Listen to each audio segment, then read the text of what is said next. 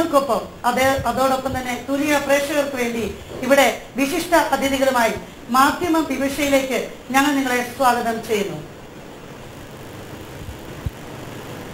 ഇവിടെ ആയിരിക്കുന്ന എല്ലാ ക്രൈസ്തവ മാധ്യമ പ്രവർത്തകർക്കും തുല്യ ടിവിയിലേക്ക് ഞങ്ങൾ ഒരിക്കൽ കൂടെ സ്വാഗതം ചെയ്യുന്നു. നിങ്ങൾക്കെല്ലാവർക്കും നിങ്ങളെ തന്നെ പരിചയപ്പെടുത്തുവാൻ നല്ലൊരു അവസരമായിട്ട് ഇതിനെ കാണാം. ഒരു മിനിറ്റിൽ നിങ്ങളെ തന്നെ പരിചയപ്പെടുത്താം.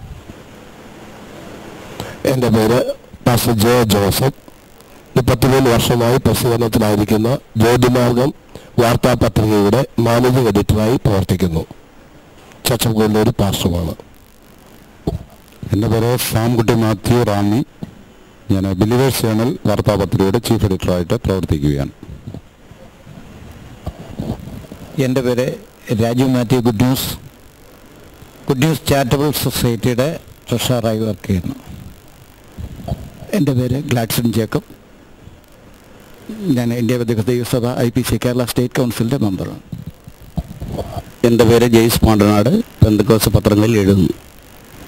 എൻ്റെ പേര് ജോജി മാത്യു, സെക്യുലർ മാധ്യമ പ്രവർത്തനത്തോടൊപ്പം ഇന്ത്യ പെന്തക്കോസ്ത് ദൈവസഭയുടെ ഔദ്യോഗിക മാസിക സിയോൻ കാഹളത്തിൻ്റെ ചീഫ് എഡിറ്റർ കൂടിയാണ്. രാജു വാനിക്കാട്, ജാലകം പത്രത്തിൻ്റെ എഡിറ്ററാണ്. എൻ്റെ പേര് റൊണാൾഡ് കസണ്ണി. ഞാൻ പത്രങ്ങളിൽ എഴുതുന്നു. എൻ്റെ പേര് സുവിശേഷൻ ബോബൻ ഗ്ലിറ്റസ്, ഫെയ്ത്ത് ട്രാക്ക് എന്ന ഓൺലൈൻ പത്രത്തിൻ്റെ എഡിറ്റർ ആൻഡ് പബ്ലിഷറാണ്. എൻ്റെ പേര് MB ടോണി, ക്രൈസ്തവ ചിന്ത പത്രത്തിൻ്റെ സബ് എഡിറ്ററായി വർക്ക് ചെയ്യുന്നു. എൻ്റെ പേര് രാജൻ ആര്യപ്പള്ളിൽ, ബിലീവേഴ്സ് ചാനൽ വാർത്താപത്രികയുടെ ചെയർമാനായി പ്രവർത്തിക്കുന്നു. ഷൈജി തോമസ് ഞാറക്കൽ, യുഗാന്റെ സന്ദേശം മാസികയുടെ എഡിറ്റോറിയൽ വിഭാഗം. ഈ മാധ്യമ വിഷയം ഞങ്ങൾ നിങ്ങളുടെ ശ്രദ്ധയിലിരിക്കുമ്പോൾ എനിക്ക് നിങ്ങളോട് പറയാനുള്ളത്, കാലത്തിന്റെ താണ്ഡവ നൃത്തത്തിനിടയിൽ മാധ്യമങ്ങളും അതിന്റെ കുത്തഴികൾപ്പെട്ട് അതിന്റെ പ്രസക്തിയും അതിന്റെ സാംസ്കാരികതയും മൂല്യതയും നശിക്കപ്പെട്ടുകൊണ്ടിരിക്കുമ്പോൾ ക്രൈസ്തവ സമൂഹത്തിൽ എത്രത്തോളം മാധ്യമങ്ങളുടെ സ്വാധീനം ക്രൈസ്തവ ചിന്താഗതിയെ മാറ്റിമറിക്കും, അല്ല എങ്കിൽ പ്രസ്ഥാനങ്ങൾക്കകത്ത് നിന്നുകൊണ്ട് വിശ്വാസ സമൂഹത്തെ നേർവഴിക്ക് നടത്തുവാൻ ഈ ക്രൈസ്തവ മാധ്യമങ്ങൾക്ക് സാധിക്കും എന്നുള്ള ഒരു ടോപ്പിക്കിനെ കുറിച്ചുള്ള ഒരു അവലോകനം അല്ലെങ്കിൽ ഒരു ചർച്ചയിലേക്കാണ് ഞങ്ങൾ നിങ്ങളെ സ്വാഗതം ചെയ്തിരിക്കുന്നത്. ആദ്യമായിട്ട് ഈ കഴിഞ്ഞ കാലഘട്ടങ്ങളിൽ സമകാലികമായി നടന്നുകൊണ്ടിരിക്കുന്ന ഒരു വിഷയം എന്ന് പറയുന്നത്, വേദപുസ്തക അടിസ്ഥാനത്തിൽ നിന്നും വളരെ വ്യതിചലിച്ച് പല സ്റ്റേജുകളിലും ദൈവത്തിന്റെ അഭിഷക്തന്മാരുടെ കൺവെൻഷൻ പ്രാഥമിക ദൈവിക മൂല്യങ്ങളെ ചോർത്തിക്കളഞ്ഞുകൊണ്ട് അവർ സ്റ്റേജുകൾ തകർത്താടുമ്പോൾ പല മാധ്യമങ്ങളും പ്രതികരിക്കാതിരുന്നു. എന്തായിരിക്കാം പ്രതികരിക്കാതിരുന്നതിന്റെ ഒരു അടിസ്ഥാനപരമായ ഒരു കാരണം?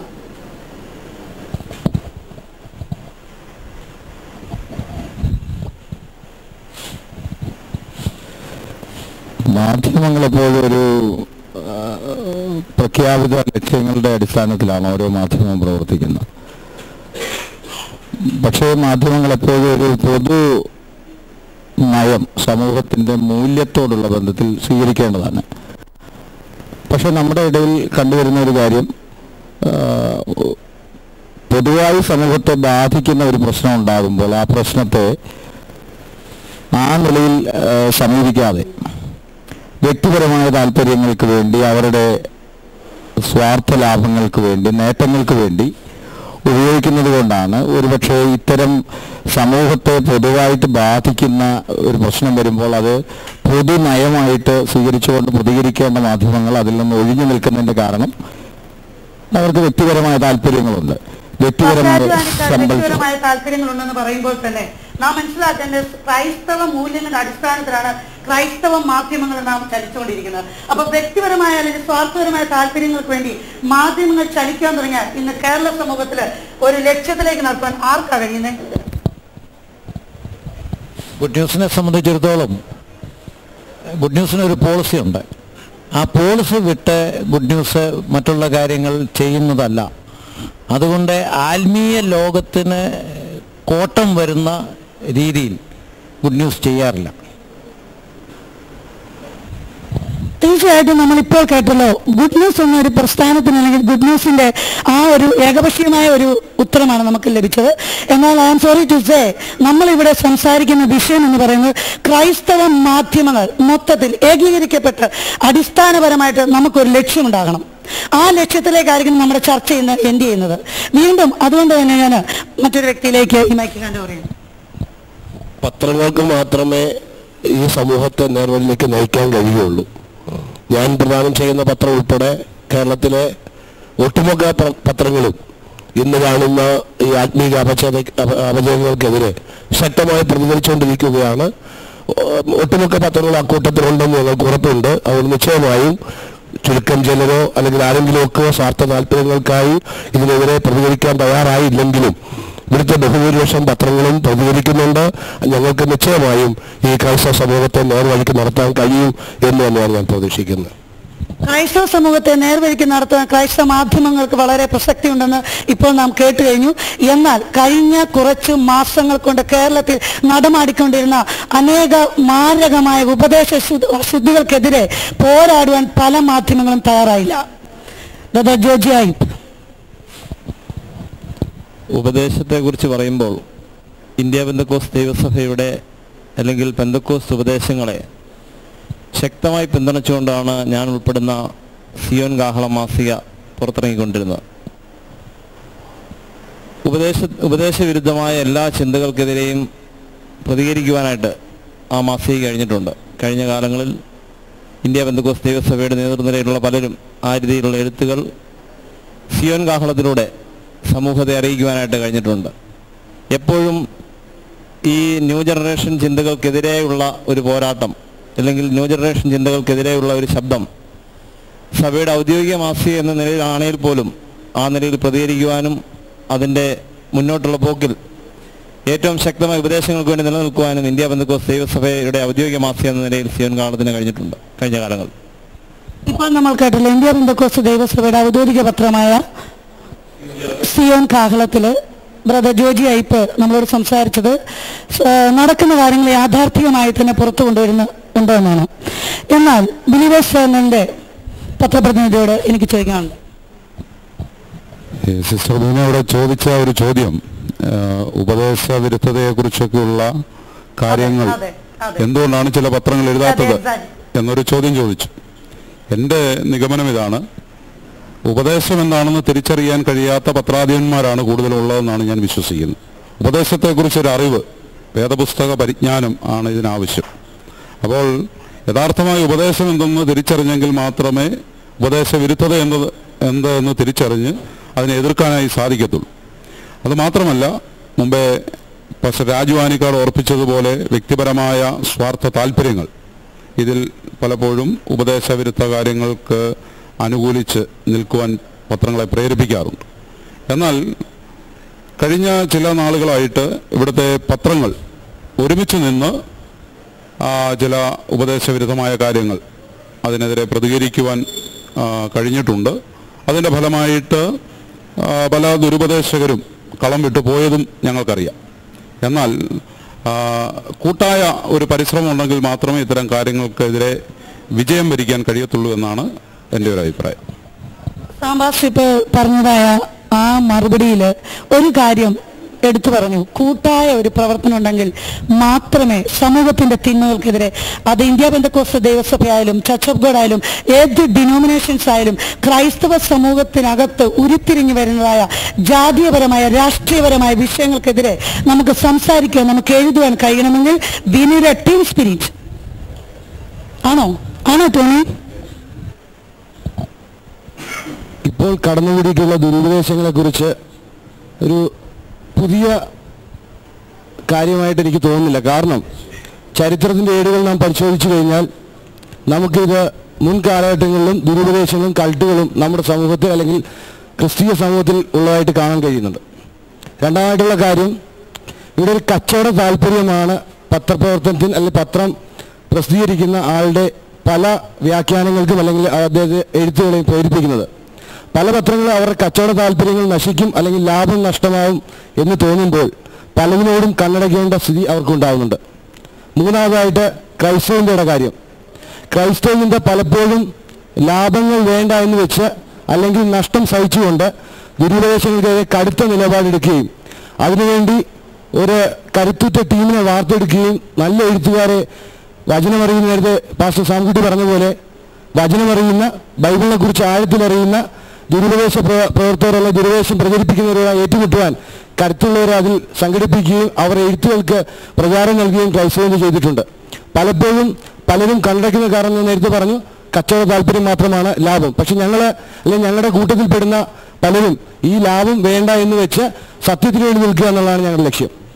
ടോണി പറഞ്ഞു വേദപുസ്തക അടിസ്ഥാന മൂല്യങ്ങൾ, അതുപോലെ തന്നെ സംകുട്ടി പാസ്റ്റർ പറഞ്ഞു ഇതിനെക്കുറിച്ച് തിരിച്ചറിവില്ലാത്തവരാണ് അതിനോട് പ്രതികരിക്കാത്തത്. അങ്ങനെയാണെന്നുണ്ടെങ്കിൽ ക്രൈസ്തവ പത്രപ്രവർത്തകർ എല്ലാവരും തന്നെ വേദപുസ്തക അടിസ്ഥാനങ്ങൾ അല്ലെങ്കിൽ വേദപുസ്തക ഉപദേശങ്ങളിൽ ഒരു പെർഫെക്ഷൻ വേണ്ടിയവരാണോ? ആ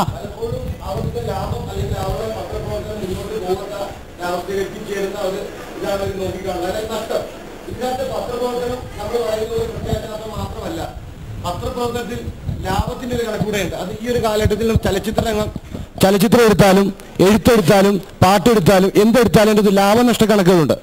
അവിടെ തീർച്ചയായും ഒരു പത്രപ്രവർത്തനം അല്ലെങ്കിൽ പത്രം നടത്തുന്ന ഒരു പബ്ലിഷർക്ക് ലാഭം എന്നുള്ള ഒരു വസ്തുത നാം കണക്കിലെടുക്കണം.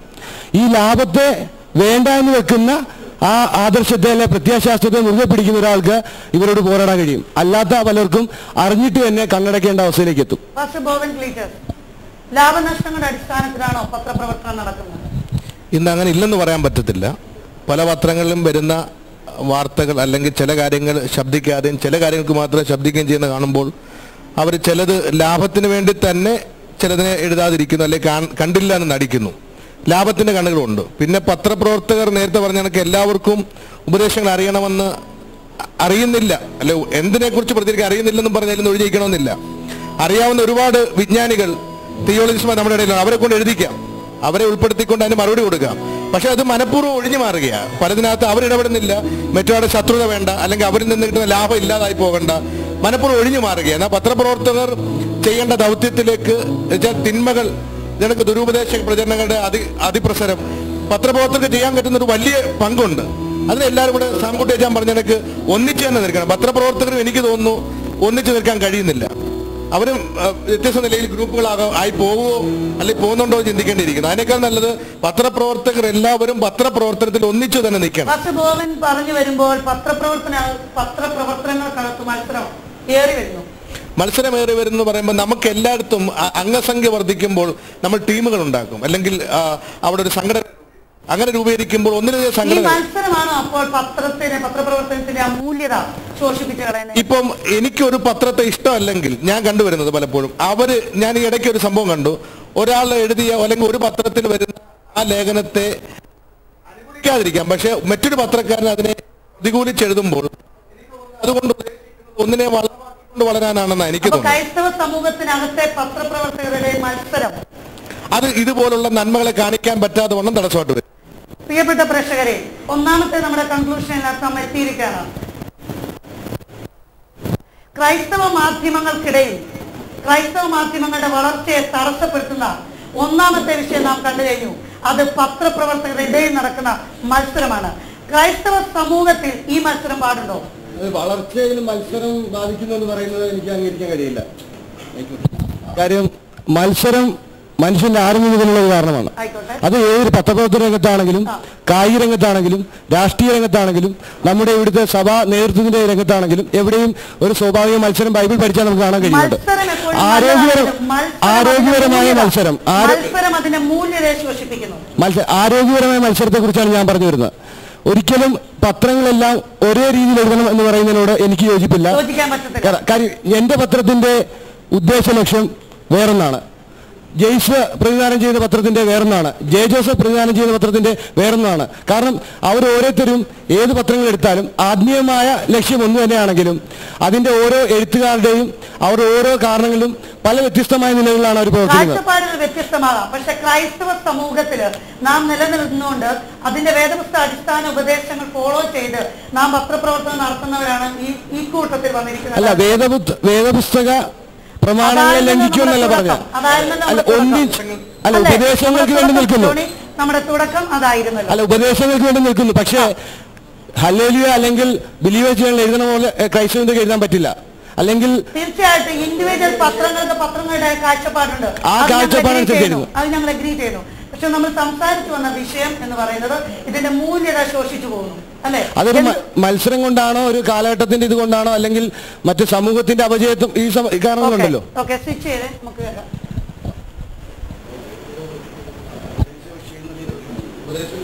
പാസ് ആദ്യമില്ലായിരുന്നു. ആദ്യമായിട്ട് നമ്മളിവിടെ തുടങ്ങിയ ചർച്ചയുടെ ആരംഭം എന്ന് പറഞ്ഞാൽ ഈ കഴിഞ്ഞ കാലഘട്ടങ്ങളിൽ അനേക സ്റ്റേജുകളിൽ വേദപുസ്തക അടിസ്ഥാനത്തിൽ നിന്നും വ്യതിചലിച്ചുകൊണ്ട് അനേക പ്രസംഗികൾ ഉയർത്തെഴുന്നേറ്റ് വന്നു, അല്ലെങ്കിൽ അവരുടെ ഷോസ് നടന്നു. ഈ ആ സമയങ്ങളിൽ ക്രൈസ്തവ പത്രങ്ങൾ ചിലർ പ്രതികരിച്ചു, ചിലർ പ്രതികരിച്ചില്ല. ഇതായിരുന്നു ഞങ്ങൾ തുടങ്ങിയ ചർച്ചയുടെ ആരംഭം. അതിപ്പോൾ ഇവിടെ എത്തി നിൽക്കുന്നു. പാസ്റ്റിന് ഈ പ്രതികരണശേഷി എല്ലാവർക്കും ഒരുപോലല്ല. ഓരോ പത്രത്തിനും അതിൻ്റേതായ മൂല്യങ്ങളും അവരുടേതായ, എനിക്ക് മുമ്പേ എൻ്റെ സ്നേഹിതർ ഓർപ്പിച്ചതുപോലെ ഞാൻ പ്രതിദാനം ചെയ്യുന്ന സുഭാഷിതം പത്രത്തിൽ ഞാനൊരു പാസ്റ്റർ എന്ന നിലയിൽ പലപ്പോഴും എനിക്ക് പ്രതികരിക്കാൻ കഴിയുന്നില്ല. കഴിയാം എന്നല്ല, കഴിയുന്നില്ല. കാരണം അതിനുള്ള സാഹചര്യം ഇല്ലാഞ്ഞിട്ടല്ല.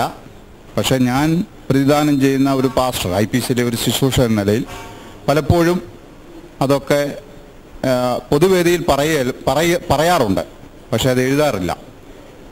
എനിക്ക് മുമ്പേ എൻ്റെ സ്നേഹിതന്മാർ പറഞ്ഞതുപോലെ അവരവരുടെ സ്വാതന്ത്ര്യം, പത്രസ്വാതന്ത്ര്യം എല്ലാവർക്കും ഉണ്ടല്ലോ. എന്തെഴുതുവാനും ഏതു തന്നെയായിരുന്നാലും സഭയെ നേരായ പാതയിലേക്ക് നയിക്കാൻ വേണ്ടിയാണ് എല്ലാവരും എഴുതുന്നത്. അതാണ് എൻ്റെ ഒരു കാഴ്ചപ്പാട്. അത് ചിലപ്പോൾ ചിലരുടെ എഴുത്തിന് മൂർച്ച കൂടിയെന്ന് വരാം, ചിലർക്ക് മൂർച്ച കുറഞ്ഞെന്ന് വരാം.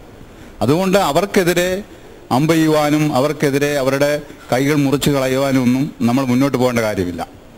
ഒരുപക്ഷെ ആരെങ്കിലും ഒരാൾ നന്നാകുന്നെങ്കിൽ നന്നാകട്ടെ, സഭയുടെ മൂല്യച്യൂതിക്ക് ഒരു വ്യത്യാസമാകട്ടെ എന്ന് വിചാരിച്ചായിരിക്കാം പലരും ആ കാര്യങ്ങൾ ചെയ്യുന്നുള്ളതാണ് എൻ്റെ ഒരു അഭിപ്രായം. പ്രിയപ്പെട്ടവരെ, ഈ ചർച്ചയിൽ നിങ്ങൾ മുഴങ്ങിക്കേട്ടതായ ചില പ്രത്യേക വാല്യുബിൾ ആയിട്ടുള്ള പോയിന്റ്സ് ഒന്നുകൂടെ ഞാൻ റിപ്പീറ്റ് ചെയ്യുന്നു. ഇപ്പോൾ അദ്ദേഹം ഒരു പാസ്റ്റർ എന്ന നിലയിൽ അദ്ദേഹത്തിന്റെ ലിമിറ്റേഷൻസ്, അദ്ദേഹത്തെ ചില സത്യങ്ങൾ അദ്ദേഹത്തിന്റെ ഹൃദയത്തിലുണ്ടെങ്കിലും അത് പുറത്തു പറയുവാൻ അല്ലെങ്കിൽ അത് എഴുതുവാൻ അദ്ദേഹത്തെ തടസ്സപ്പെടുത്തുന്നു. മറ്റു ചിലർ പറഞ്ഞു അവരുടെ കാഴ്ചപ്പാടുകൾ അതിനെ തടസ്സപ്പെടുത്തുന്നു. കർത്താവായ യേശു ക്രിസ്തുവിന്റെ പരസ്യ ശുശ്രൂഷ കാലയളവിൽ അദ്ദേഹം ആലയത്തിൽ കടന്നു എന്ന് വിൽക്കുന്നവരെയും വാങ്ങുന്നവരെയും ഒക്കെ പുറത്താക്കിയതായ വേദപുസ്തക സത്യങ്ങൾ നാം വിളിക്കുന്നു. കർത്താവായ യേശു ക്രിസ്തു പലരെയും നോക്കി വിളിച്ചു പറഞ്ഞു കുറുക്കന്മാരെന്ന്. അങ്ങനെ കർത്താവായ യേശു ക്രിസ്തുവിന്റെ ആ മാതൃക പിന്തുടരുന്നവരായ നമ്മൾ എല്ലാവരും അങ്ങനെ ചെയ്യണമെന്ന് ഞാൻ പറയുന്നില്ലെങ്കിലും ഇതിനകത്തെ ചില അന്തസത്തകൾ നാം മനസ്സിലാക്കണം. പത്രപ്രവർത്തനം, പത്രധർമ്മം എന്ന് പറയുന്നത് സമൂഹത്തിൽ നടക്കുന്ന, സഭയിൽ നടക്കുന്ന ഏത് സെക്യുലർ ആയിക്കോട്ടെ ക്രൈസ്തവ മാധ്യമങ്ങളായിക്കോട്ടെ സത്യങ്ങൾ വിളിച്ചു പറയുവാൻ ഈ ദിവസങ്ങൾ നാം വളരെയധികം ഉത്സാഹിക്കേണ്ടിയിരിക്കുന്നു. ഒന്നാമത്തെ ടോപ്പിക്ക് ഞാൻ ഇവിടെ ക്ലോസ് ചെയ്യുകയാണ്. രണ്ടാമതായിട്ട് മറ്റൊരു വിഷയത്തിലേക്ക് കടക്കുവാൻ ഞാൻ താല്പര്യപ്പെടുന്നത്,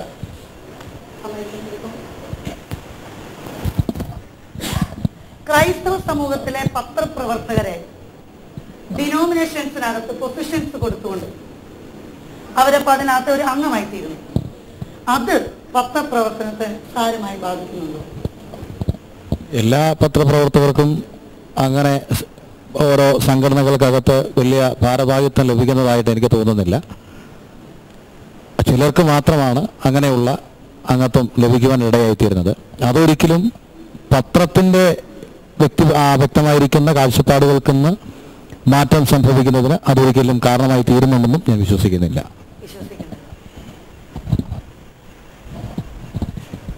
ഈ സ്ഥാനങ്ങൾ കിട്ടിയതുകൊണ്ട് മാത്രം ഒരാളുടെ വ്യക്തിത്വം അല്ലെങ്കിൽ അയാളുടെ ആശയം നശിക്കുന്നില്ല. മുമ്പേ ഓർപ്പിച്ച ഒരു കാര്യത്തിലൂടെ പരാമർശിച്ചും ഞാൻ സംസാരിക്കാൻ താല്പര്യപ്പെടുക.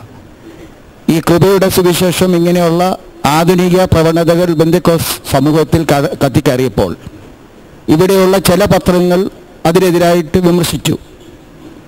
എന്നാൽ ചില പത്രങ്ങൾ അതിന് മൗനമായിരുന്നു. കൃപയുടെ സുവിശേഷത്തെപ്പറ്റി ആധികാരികമായി പഠിച്ചെങ്കിൽ മാത്രമേ അവിടെ പത്രപ്രവർത്തനത്തിൽ ആ ലേഖനങ്ങൾ ശക്തമായി എഴുതുവാൻ പറ്റുകയുള്ളൂ. അതുപോലെയുള്ള കൂട്ടച്ചിരിയായാലും ഊതുവീഴ്ത്തലായാലും ഇതിനൊക്കെ ഇടയ്ക്ക് കാര്യങ്ങൾ പ്രതികരിക്കണമെങ്കിൽ 66 വിശുദ്ധ തിരുവചനത്തിലെ 66 പുസ്തകങ്ങളിൽ നിന്ന് മാർമിക സത്യങ്ങൾ ഉൾക്കൊണ്ട് പഠിച്ചെങ്കിൽ മാത്രമേ അതിനെ പ്രതികരിക്കാൻ കഴിയുകയുള്ളൂ. അതുപോലെ ഒരു കാലഘട്ടത്ത് ഇപ്പോൾ കൃപയുടെ സുവിശേഷം നമ്മുടെ വിഷയം അതിലേക്ക് ഞാൻ കടക്കുന്നില്ല എങ്കിൽ പോലും താങ്കൾ ഇത്രയും പറഞ്ഞു വന്ന സ്ഥിതിക്ക് ഒരു കാലഘട്ടത്ത് ഇവരൊക്കെ ഈ കൃപയുടെ സുവിശേഷകർ സത്യവിശ്വാസത്തിൽ നിലനിന്നവരല്ലായിരുന്നു? തീർച്ചയായിട്ടും ആയിരുന്നു.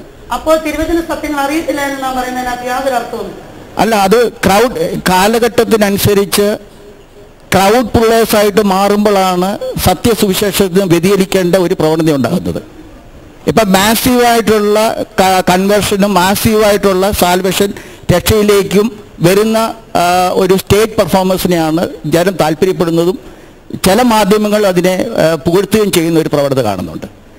അങ്ങനെ വരുമ്പോൾ അറിഞ്ഞോ അറിയാതെയോ നമ്മൾ വഴിവിട്ടു പോകുമ്പോൾ അതിനെ തിരുത്തേണ്ടതായ മാധ്യമ പ്രവർത്തകർ തിരുത്താതിരിക്കുന്നത് അവരുടെ കയ്യടിയും അല്ലെങ്കിൽ അവരുടെ സബ്സ്ക്രിപ്ഷൻ ഒരു പരിധി വരെ വർദ്ധിപ്പിക്കാനും അതിന് പ്രേരകമാകുന്നില്ല എന്ന് സംശയിക്കേണ്ടിയിരിക്കുന്നു. ആ സംശയം സത്യമാണ്. ചർച്ചയുടെ ആദ്യ റൗണ്ട് കഴിഞ്ഞപ്പോൾ എനിക്ക് മൈക്ക് ലഭിച്ചിരുന്നില്ല. അതുകൊണ്ട് കുറച്ച് കാര്യങ്ങൾ പറയാം. ഈ ചർച്ച ആരംഭിച്ച് അതിൻ്റെ അല്പം കഴിഞ്ഞ് ഇത് ചർച്ച വഴിതെറ്റിയുണ്ടായി. പ്രേക്ഷകർക്ക് തെറ്റായൊരു സന്ദേശം ലഭിക്കാതിരിക്കേണ്ടതിന് വേണ്ടി മാധ്യമങ്ങളുടെ ഇടയിൽ മത്സരമില്ല, പത്രക്കാരുടെ ഇടയിൽ അങ്ങോട്ട് മത്സരമില്ല. അങ്ങനെ ഇവിടെ ഒരു ട്വിസ്റ്റ് ഉണ്ടായി. അത് ക്ലീറ്റസ് ചർച്ച വഴിതെറ്റിയായിരുന്നു.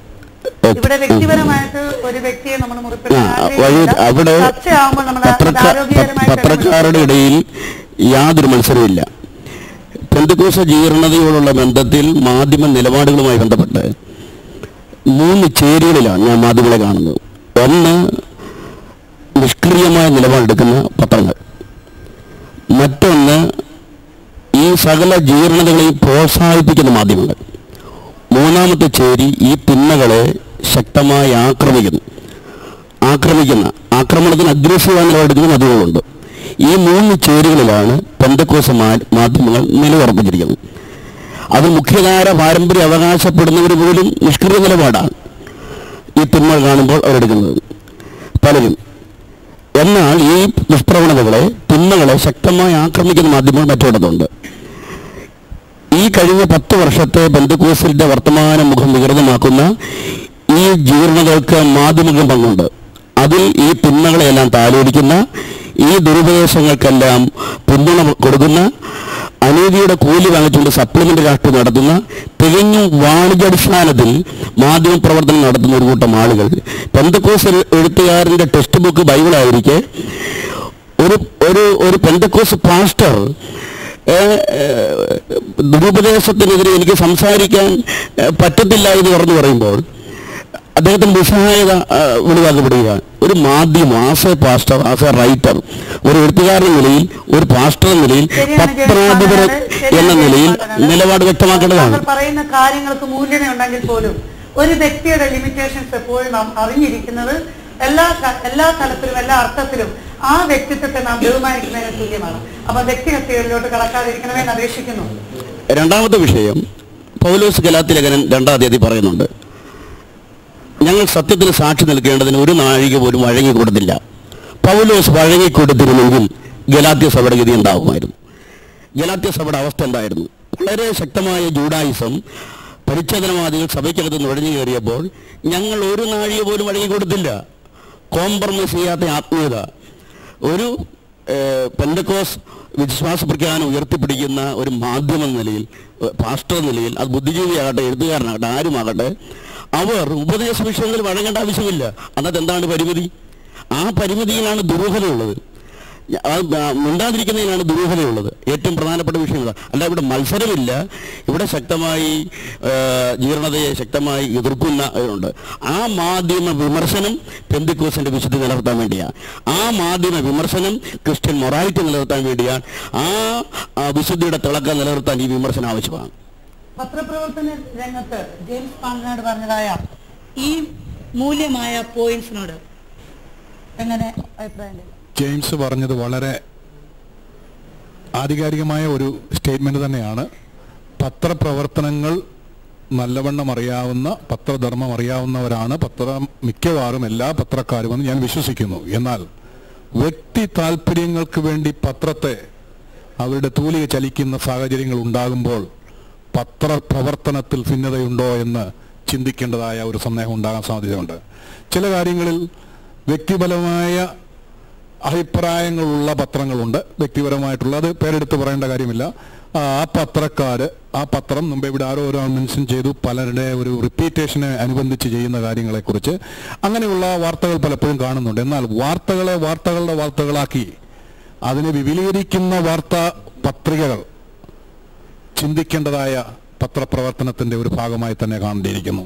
എന്നാൽ അതുപോലെ തന്നെ കഴിഞ്ഞ പ്രാവശ്യത്തെ ആദ്യത്തെ ടോപ്പിക്കിൽ പറഞ്ഞ പോലെ പല പത്രപ്രവർത്തകരും തുറന്ന് പ്രതികരിക്കാത്തതിന്റെ സാഹചര്യങ്ങൾ, പ്രസ്ഥാനത്തിന്റെ അടിസ്ഥാനത്തിലുള്ള പത്രങ്ങൾ, പ്രസ്ഥാനത്തിന്റെ പേര് പറയാൻ ആഗ്രഹിക്കുന്നില്ല, ആ പ്രസ്ഥാനത്തിന്റെ അടിസ്ഥാനമായി നിൽക്കുന്ന പത്രങ്ങൾ, ആ പ്രസ്ഥാനത്തിന്റെ ദുരുപദേശം പോലും വരുന്ന സാഹചര്യങ്ങൾ ഉള്ളപ്പോൾ അതിനെ ആധികാരികമായി പ്രതികരിക്കാൻ സാധിക്കാത്ത സാഹചര്യങ്ങളുള്ള പത്രപ്രവർത്തനങ്ങൾ നമുക്ക് കാണാറുണ്ട്.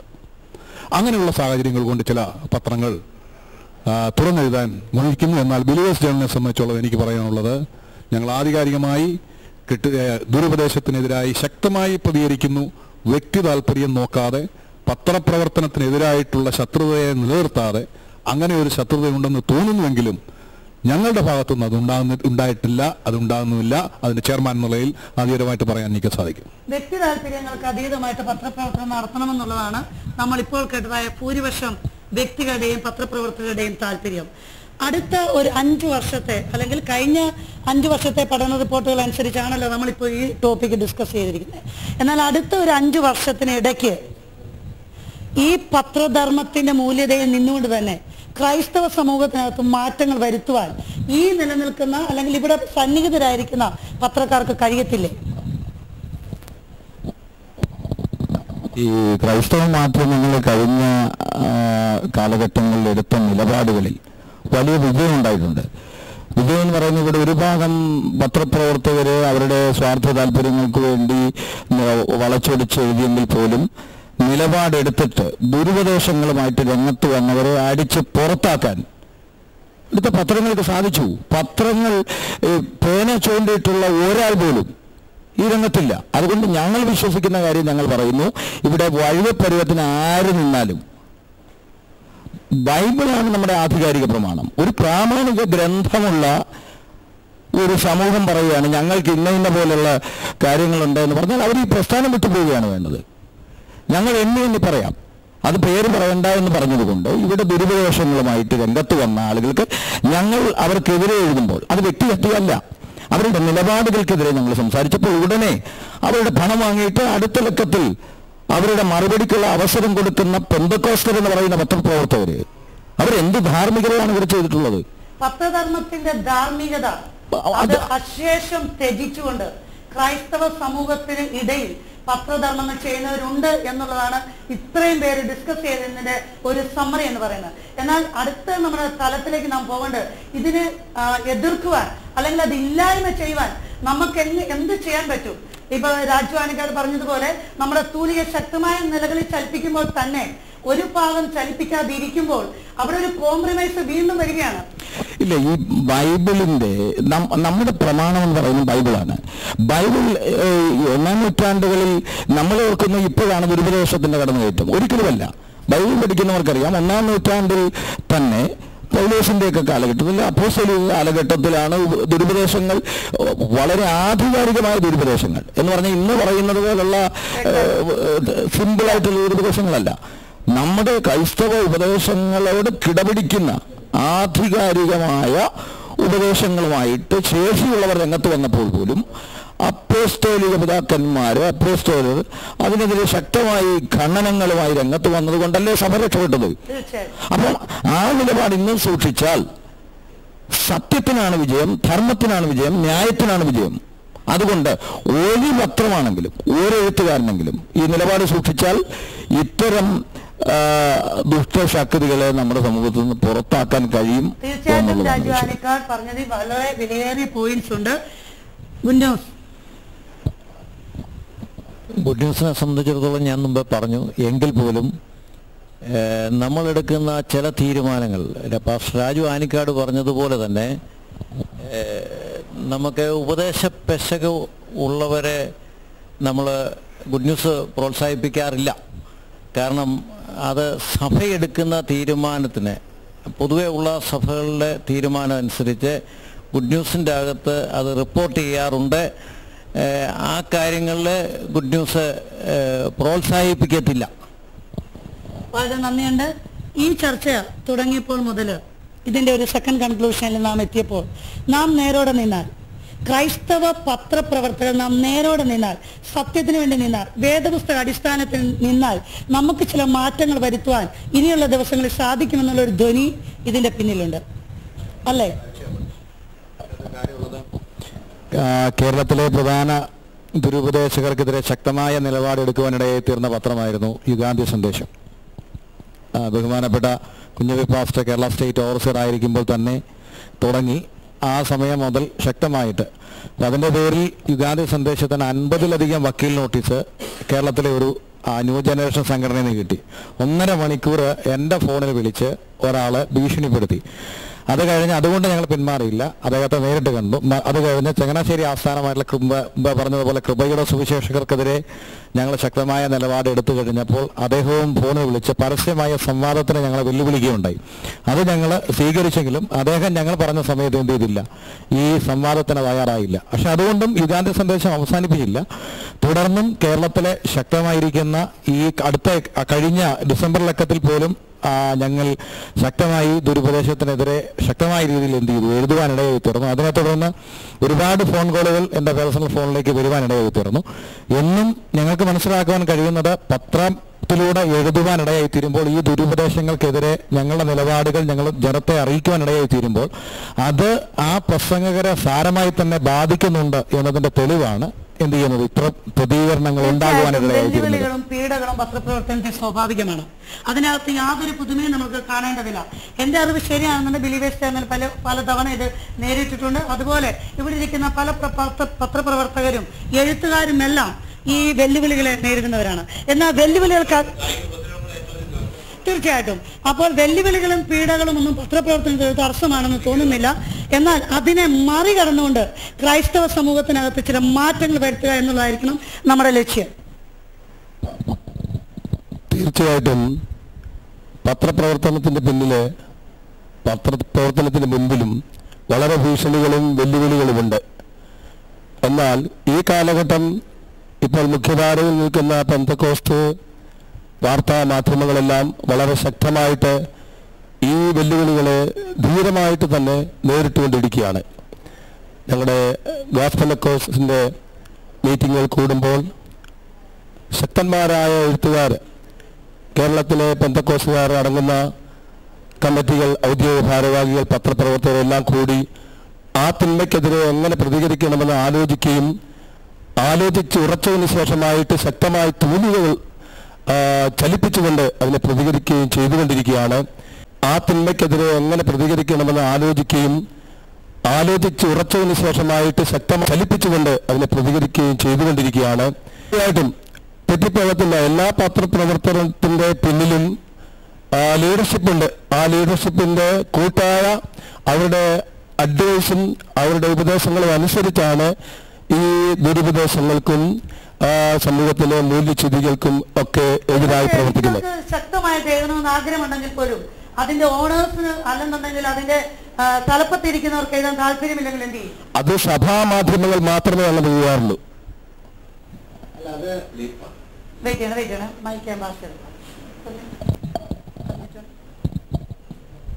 നേരത്തെ ജെയ്സ് പറഞ്ഞു, നിഷ്ക്രിയരായ പത്രപ്രവർത്തകർ അല്ലെങ്കിൽ നിഷ്ക്രിയ പത്രങ്ങൾ, അവരെ ശരിക്കും നമുക്ക് വിശേഷിപ്പിക്കാൻ കഴിയുന്നത് വയറ്റിപ്പഴപ്പിന് വേണ്ടി ജീവിക്കുന്ന, വയറ്റിപ്പഴപ്പിന് വേണ്ടി പത്രപ്രവർത്തനം നടത്തുന്ന ആളുകളാണ്. രണ്ടാമത് ലാഭം കൊയ്യാൻ വേണ്ടി മനഃപൂർവ്വം ദുരുപദേശ പ്രവർത്തകരോടെ നിൽക്കുന്ന ഒരു കൂട്ടർ.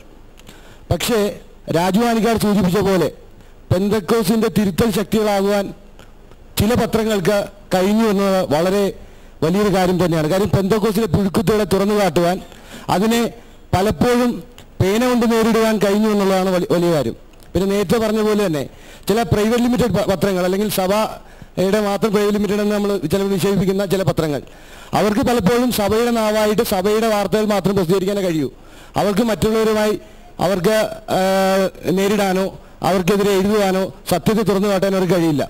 നേരത്തെ ഇവിടെ ആരും സൂചിപ്പിച്ച പോലെ തന്നെ പ്രസ്ഥാനത്തിൻ്റെ ആനുകൂല്യങ്ങൾ പറ്റിക്കൊണ്ട് അല്ലെങ്കിൽ IPCO ചർച്ചക്കോടിൻ്റെ AGയുടെ ആനുകൂല്യങ്ങൾ പറ്റിക്കൊണ്ട് വരിക്കാരെ കൂട്ടുകയും സത്യത്തെ മറച്ചു വെക്കുകയും ചെയ്യുന്ന പത്രക്കാർ ഇല്ലാതില്ല. ടോണി രാജധാനിക്കാർ നേരത്തെ സൂചിപ്പിച്ചതുപോലെ വളരെ സത്യസന്ധമായി പ്രവർത്തിപ്പാൻ താല്പര്യമുള്ളവർക്ക് എക്കാലത്തും പ്രവർത്തിപ്പാൻ കഴിയുമെന്നുള്ള ഒരു സന്ദേശമാണ് രാജധാനി. അല്ല, അത് തന്നെയാണല്ലോ ക്രൈസ്തവ ചിന്തയുടെയും ബിലീവേഴ്സ് ജേണലിന്റെയും ജാലകത്തിന്റെയും മുഖങ്ങൾ കാട്ടുന്നത്. സ്റ്റാളിട്ട് പെന്തക്കോസുകാരുടെ വരിസംഖ്യ വാങ്ങിച്ചിട്ട് പെന്തക്കോസ് വിരുദ്ധ നിലപാടുകൾ പെന്തക്കോസ് പത്രങ്ങൾ എടുക്കുന്നു. അവർക്ക് അവരുടെ പൈസ വേണം, അവരുടെ സപ്ലിമെന്റ് വേണം. ഇവിടുന്ന് കൂടുന്ന ആളുകളുടെ എല്ലാം കൂടെ പണം വാങ്ങിച്ചിട്ട് പൈസ വാങ്ങിച്ചുകൊണ്ട് ഫെബ്രുവരി മുതൽ ഇടത്തൂടുകളെയും പാഷാണ്ഡതകളെയും എക്യുമിനിസത്തെയും വൈഡർ എക്യുമിനിസത്തെയും എല്ലാം ഉയർത്തിപ്പിടിച്ചുകൊണ്ട് മുന്നോട്ട് പോകുന്ന ഈ ഇരട്ടത്താപ്പ്, ഈ ഷണ്ണത്വം പാടില്ല. അങ്ങനെയുള്ള ഒരു കുമ്മനാട്ട് സ്റ്റാളിടരുത്, പെന്തക്കോസ്തുകാരുടെ പരിസംഖ്യ വാങ്ങിക്കരുത്. ഈ നിഷ്ക്രിയമായ നിലപാടുകൾ വലിയ വലിയ പ്രതിസന്ധിയിലേക്കാണ് കൊണ്ടുപോകുന്നത്. ആ ഒത്തുതീർപ്പ് ഇവിടെ ആത്മീയ പ്രതിസന്ധി ഉണ്ടാക്കും. അവർ തിരുത്തുകയും ശക്തമായ മുഖ്യധാരയിലേക്ക് ഇടപെടൽ നടത്താൻ അവർ തയ്യാറാക്കേണ്ടത് ആവശ്യമാണ്. ഈ നിഷ്ക്രിയമായ പ്രവൃത്തി എന്ന് പറയുമ്പോൾ അതിനെ ഇല്ലായ്മ ചെയ്യുവാൻ സം കൈൻഡ് ഓഫ് ടിപ്സ്.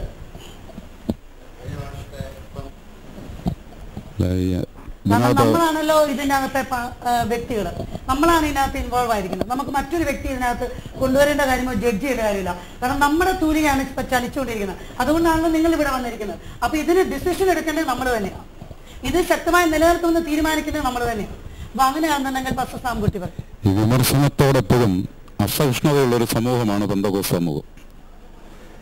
ഇവിടെ ദുരുപദേശത്തിനെതിരായിട്ട് മാധ്യമങ്ങൾ ശക്തമായി പ്രതികരിക്കുന്നുണ്ട്. ഒരു കൂട്ടം എഴുത്തുകാർ ശക്തമായി എഴുതാറുണ്ട്. എന്നാൽ അതിനേക്കാളൊക്കെ മെച്ചമായ ഒരു പോംവഴി എനിക്ക് തോന്നിയിട്ടുള്ളത് നമ്മുടെ സഭാ നേതൃത്വം ശരിയായ ഉപദേശം ഇതാണെന്ന് ജനറൽ കൺവെൻഷനുകളിൽ പറഞ്ഞ് പഠിപ്പിച്ചാൽ ജനം ബോധവാന്മാരാകുമെന്നാണ് ഞാൻ പലപ്പോഴും ചിന്തിക്കാറുള്ളത്. എന്നാൽ ദുഃഖകരമായ ഒരു സത്യം, ഇവിടുത്തെ ദുരുപദേശ ഗ്രൂപ്പുകളെ പ്രോത്സാഹിപ്പിക്കുന്നത് പലപ്പോഴും പെന്തക്കോസ്ത് നേതാക്കന്മാർ തന്നെയാണ്. ഒരു വിഭാഗം ആളുകളാണ് അവരെ പ്രോത്സാഹിപ്പിക്കാറുള്ളത്. അപ്പോൾ മുമ്പേ ചോദിച്ചതുപോലെ ഇതിനെ നിരുത്സാഹപ്പെടുത്താൻ എന്താ ചെയ്യേണ്ടതെന്ന് ചോദിച്ചാൽ എൻ്റെ ഒരു അഭിപ്രായം, ഇങ്ങനെയുള്ള ദുരുപദേശ വിഭാഗങ്ങളെ പ്രോത്സാഹിപ്പിക്കുന്ന പത്രങ്ങളെ അവരെ ഒറ്റപ്പെടുത്തുകയാണ് ഏറ്റവും നല്ല കാര്യം. അതിനുള്ളിൽ എഴുതാതിരിക്കുക, അവരെ ബഹിഷ്കരിക്കുക, ഇതൊക്കെ നമുക്ക് ചെയ്യാൻ പറ്റുന്ന കാര്യങ്ങളാണ്. അവരെ തുറന്ന് സമൂഹത്തിന് മുമ്പിൽ കാട്ടേണ്ട ഒരു കടമ നമുക്കുണ്ട്. യഥാർത്ഥ ഉപദേശത്തിന് വേണ്ടി നമ്മൾ നിൽക്കുമ്പോൾ മുമ്പേ പറഞ്ഞതുപോലെ പ്രതികൂല സാഹചര്യങ്ങൾ നമുക്ക് നേരിടേണ്ടി വരും, കായികമായ പ്രതിസന്ധികൾ നമുക്ക് നേരിടേണ്ടി വരും, മറ്റുള്ളവർ ഒറ്റപ്പെടുത്തിയെന്ന് വരും. എന്നാൽ സാമ്പത്തികമായ ലാഭത്തിനു വേണ്ടി മുമ്പേ എല്ലാവരും പറഞ്ഞ പോലെ തന്നെ പ്രവർത്തിക്കുമ്പോൾ വിട്ടുവീഴ്ചകൾ പലതും ചെയ്യേണ്ടി വരും. സ്വാർത്ഥത അല്ലെങ്കിൽ സാമ്പത്തിക ലാഭം അതിനുവേണ്ടി പ്രവർത്തിക്കുമ്പോഴാണ് പല കാര്യങ്ങളും കണ്ണടയ്ക്കേണ്ടി വരുന്നത്. എന്നാൽ നമ്മുടെ ഉള്ളിൽ ഒരു ബോധ്യമുണ്ടെങ്കിൽ നമുക്ക് ധൈര്യമായിട്ട് നിൽക്കുവാനായിട്ട് സാധിക്കും. പെന്തക്കോസ്ത് മാധ്യമ പ്രവർത്തകരെ കൂട്ടായ ഒരു യജ്ഞമുണ്ടെങ്കിൽ, ഒരു പ്രവർത്തനമുണ്ടെങ്കിൽ നമുക്ക് തീർച്ചയായും ഇതിനെ വിജയിക്കാൻ കഴിയും. മുമ്പേ ചോദിച്ച പോലെ പെന്തക്കോസ്ത് മാധ്യമങ്ങൾക്ക് ഒരു ശരിയായ നേതൃത്വമുണ്ടോ എന്നൊരു ചോദ്യം ചോദിച്ചു. ഇവിടെ പെന്തക്കോസ്ത് മാധ്യമ പ്രവർത്തകർക്ക് ശക്തമായ കൂട്ടായ്മകളുണ്ട്. പെന്തക്കോസ്ത് റൈറ്റേഴ്സ് ഫെലോഷിപ്പ് ഉണ്ട്. പെന്തക്കോസ്ത് പത്രപ്രവർത്തകരെ തന്നെ 2 അസോസിയേഷനുകളുണ്ട്. അതിൽ ഏറ്റവും പ്രധാനപ്പെട്ട അസോസിയേഷനാണ്, കൂടുതൽ പത്രങ്ങൾ ഉൾക്കൊള്ളുന്ന അസോസിയേഷനാണ് പെന്തക്കോസ്റ്റൽ പ്രസ് കൗൺസിൽ. അങ്ങനെ ശരിയായ നേതൃത്വമുണ്ട്. അതിനുള്ള വർക്ക്ഷോപ്പുകൾ നടക്കാറുണ്ട്, ശരിയായ ബൈബിൾ ക്ലാസ്സുകൾ നടത്താറുണ്ട്. അങ്ങനെ കൂട്ടായ ഒരു പ്രവർത്തനം ഈ കാലത്ത് നടക്കുന്നുണ്ട്. അതുകൊണ്ടാണ് ഒരു പരിധിവരെയെങ്കിലും സഭാ നേതൃത്വം പരാജയപ്പെട്ട സ്ഥാനത്ത് മാധ്യമങ്ങളുടെ പ്രവർത്തനം കൊണ്ട് ദുരുപദേശ സംഘങ്ങളെ നമുക്ക് തടഞ്ഞു നിർത്തുവാൻ കഴിയുന്നതെന്നാണ് എൻ്റെ അഭിപ്രായം. പാസ്റ്റർ സാം പറഞ്ഞതുപോലെ നാം പത്രപ്രവർത്തകരെ, ദുരുപദേശങ്ങളെ പ്രോത്സാഹിപ്പിക്കുന്ന പത്രപ്രവർത്തകരെ ഒറ്റപ്പെടുത്തുക എന്നൊരു പോയിന്റ് പറഞ്ഞു. അതിനോട് യോജിക്കുന്നു. അല്ല, അങ്ങനെ ഒറ്റപ്പെടുത്തുന്ന ഒരു ശൈലി സാകുട്ടി പാസ് പറഞ്ഞത് ശരിയാണ്. അത് വാല്യുബിളാണ്. അല്ല, അത് നടക്കേണ്ട കാര്യമാണ്. കാരണം വചനം പഠിച്ചേച്ച് വചനത്തിന് അനുയോജ്യമായി പത്രപ്രവർത്തനം നടത്തുമ്പോൾ മറ്റൊന്നിനോട് കോംപ്രമൈസ് ചെയ്യുന്നവരെ ഒറ്റപ്പെടുത്തിയില്ല പിന്നെ എന്ത് ചെയ്യാൻ നോക്കും? അതുപോലെ എനിക്കൊരു മറ്റൊരു വിവേചനക്കുറിപ്പ് കൂടെ പറയാനുണ്ട്. ഇദ്ദേഹം പറഞ്ഞുകൊണ്ടല്ല, അതിന് മുമ്പ് പറഞ്ഞ് സഭാ നേതൃത്വത്തിൽ വന്നതുകൊണ്ടൊന്നും പത്രപ്രവർത്തനത്തിന് ചൂടൊന്നും പോവുകയില്ല. ഞാൻ ചച്ചക്കൂടിലെ പ്രധാന പല സ്ഥാനങ്ങൾ വഹിക്കുന്ന ആളാണ്. ഞാൻ മീഡിയ ഡയറക്ടർ ആയിരുന്നിട്ട് ഞാൻ വർക്ക് ചെയ്യുന്ന എൻ്റെ പത്രം വളരെ ശക്തമായ ദുരുപദേശങ്ങൾക്കെതിരെ എഴുതിയിട്ടുണ്ട്. അപ്പോൾ ഒരു സ്ഥാനം കിട്ടിയത് കൊണ്ടൊന്നും അത് കളയണമെന്ന് പറയുന്നത് ശരിയല്ല. സ്ഥാനത്തിരുന്നുകൊണ്ടും ശക്തമായി പ്രവർത്തിക്കാൻ കഴിയും. അത് തെളിയിച്ച ഒരാളാണ് ഞാനും പിടിക്കുന്നത്.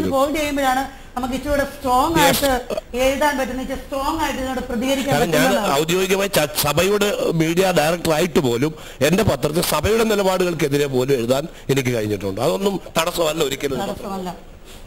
ഇതിനകത്ത് കേരളത്തിലെ ഞാൻ അവസാനമായി ചോദിച്ച ആ ഒരു ടോപ്പിക്കിനോട് ബന്ധപ്പെട്ട് സംസാരിക്കണം. ഇതിനെ നിർമ്മാർജ്ജനം ചെയ്യുന്ന അല്ലെങ്കിൽ അതിനോട് കണ്ടിന്യൂ ചെയ്തു. കേരളത്തിലെ ഒരുമാതിരി മിക്ക പത്രങ്ങളും ഡിസംബർ മാസത്തിൽ ഒരു പ്രസംഗത്തിന് ശക്തമായ നിലപാടെടുക്കുകയുണ്ടായി.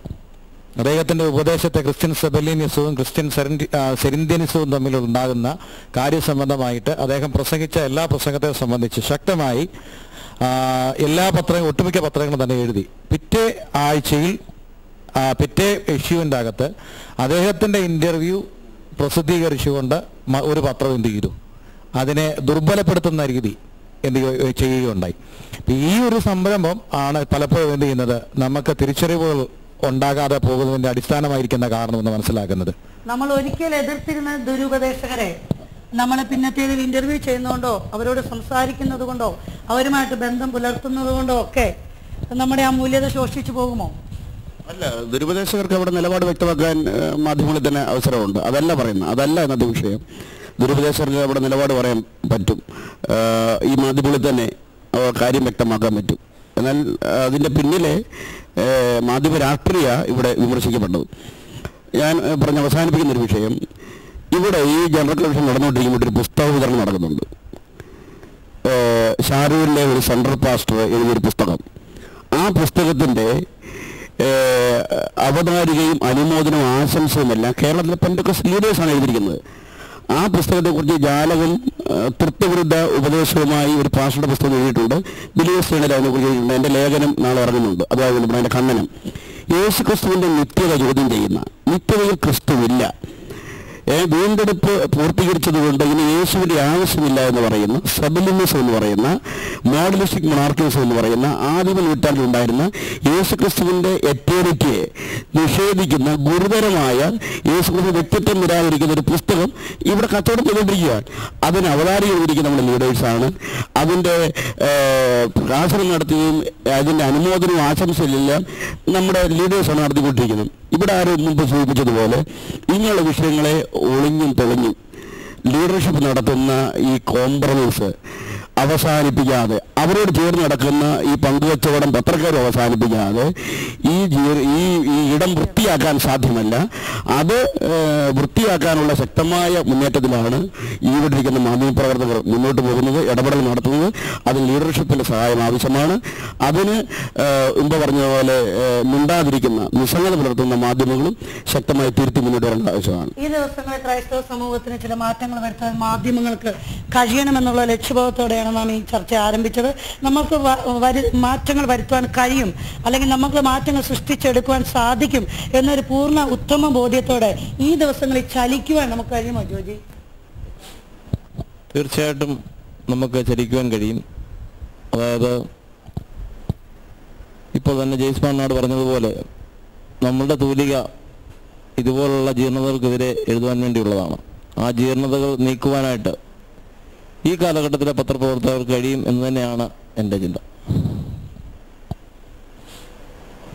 തീർച്ചയായിട്ടും നാം ഇപ്പോൾ കേട്ടതായ എല്ലാ വ്യക്തിപരമായ അഭിപ്രായങ്ങൾ, പത്ര പ്രവർത്തനത്തോടുള്ള ബന്ധത്തിൽ അതിൻ്റെ റെപ്രസെൻറ്റേറ്റീവ്സ് സംസാരിച്ചത്, എഴുത്തുകാർ സംസാരിച്ചത് എല്ലാം എത്തി നിൽക്കുന്നതും നമ്മളെ സൂചിപ്പിക്കുന്നതും നമ്മളെ പഠിപ്പിക്കുന്നതുമായ കാര്യം സത്യത്തിന് വേണ്ടി, ധർമ്മത്തിന് വേണ്ടി ക്രൈസ്തവ സമൂഹത്തിൽ നമുക്ക് നിലനിൽപ്പാൻ കഴിയും, നമ്മുടെ പത്രങ്ങൾക്ക് അതിന് സാധിക്കണം എന്നുള്ളൊരു കൺക്ലൂഷനിൽ നാം എത്തുമ്പോൾ അതിനു മുമ്പായിട്ട് രാജു ആനിക്കാരനോട് എനിക്കൊരു ചോദ്യം കൂടെയുണ്ട്.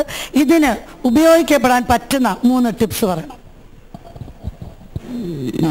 എല്ലാ കാലത്തും ദുരുപദേശങ്ങളെ സമൂഹമായിട്ടുള്ള ഒരു ആക്രമണം നടന്നിട്ടില്ല. അത് നമ്മൾ ദുരുപദേശങ്ങളുടെ ആരംഭകാലത്തെ ചരിത്രം പരിശോധിച്ചാലും ദുരുപദേശ ഖണ്ഡനങ്ങൾക്ക് വ്യക്തമായി ബോധ്യങ്ങളുള്ള, ശക്തമായ ആത്മാർത്ഥതയുള്ള, ഒന്നുകൂടെ പറഞ്ഞാൽ ശക്തമായ ആത്മാഭിഷേകമുള്ള ആളുകളാണ് ഇതിനെതിരെ പടവാൾ ഉയർത്തിയിട്ടുള്ളത്.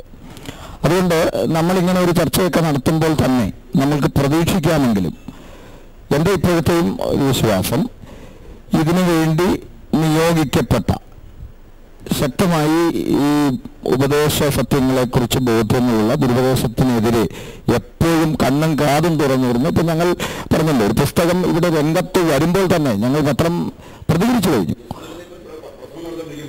അപ്പം ആ പുസ്തകം ഇവിടെ രംഗത്ത് വരുമ്പോൾ, അത് ഇറങ്ങിയപ്പോൾ തന്നെ ഞങ്ങൾ പഠിച്ച് എഴുതിക്കഴിഞ്ഞു. അപ്പം ഇത് നമ്മളിവിടെ വലിയ ചർച്ചകൾ നടത്തുമ്പോൾ തന്നെ ഇതെല്ലാവരും കൂടെ ഒരുമിച്ചൊന്നും ദുരുപദേശത്തിനെതിരെ പ്രചാരണം നടത്തിയ ഒരു കാലഘട്ടമില്ല. അപ്പം ഈ കാലഘട്ടത്തിലും ദൈവത്തിന് അഭിഷേകം ചെയ്തവർ ശക്തമായിട്ട് മുമ്പോട്ട് പോവുക തന്നെ ചെയ്യും. അപ്പം അങ്ങനെയുള്ളവർ അതിന് മുമ്പിൽ നിൽക്കട്ടെ. രണ്ട്, നേതൃത്വങ്ങൾക്ക് ഒരു സ്വാധീനമുണ്ട്. കാരണം നേതാക്കന്മാര് എന്ന് പറയുന്നത് ജനങ്ങളുടെ ഒരു വികാരമാണ്, ജനങ്ങളുടെ ഒരു ആവേശമാണ്. അപ്പോൾ ഒരു നേതാവ് എന്ത് പറയുന്നു അത് സ്വീകരിക്കാൻ ഭൂരിപക്ഷം അണികളും എപ്പോഴും തയ്യാറാണ്.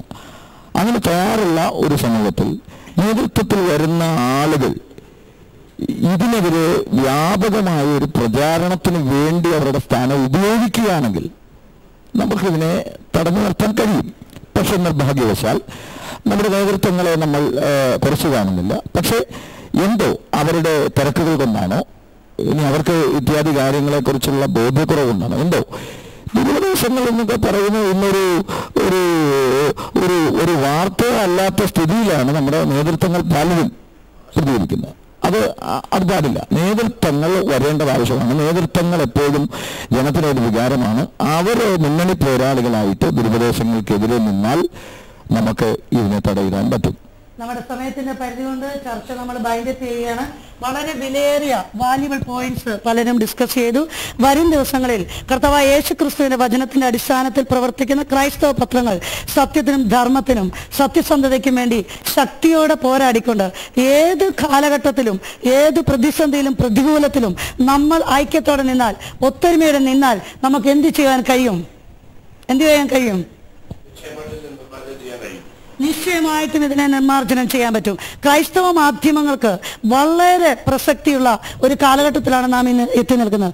സെക്കുലർ മീഡിയകൾ അവരുടേതായ നിലകളിൽ എല്ലാ തലയെടുപ്പോടും കൂടെ ഉയർന്നു നിൽക്കുമ്പോൾ അതിന് ഒരു പടി മീതെ വേണം ക്രൈസ്തവ മാധ്യമങ്ങൾ നിൽക്കേണ്ടത്. കാരണം നാം വിശ്വസിക്കുന്ന, നാം അടിസ്ഥാനപരമായി കാണുന്ന നിസ്തുലനായ ക്രിസ്തുവിന്റെ ദൈവവചനത്തിന്റെ അടിസ്ഥാനത്തിൽ നാം നിൽക്കേണ്ടത് സത്യസന്ധതയ്ക്ക് വേണ്ടിയാണ്. അങ്ങനെയാണെങ്കിൽ തൂലിക ടിവിയുടെ പ്രേക്ഷകർക്ക് വേണ്ടി ഇന്ന് ഈ ചർച്ച ഇവിടെ അവസാനിപ്പിക്കുമ്പോൾ ക്രൈസ്തവ മാധ്യമങ്ങൾക്കൊരു ലക്ഷ്യമുണ്ട്.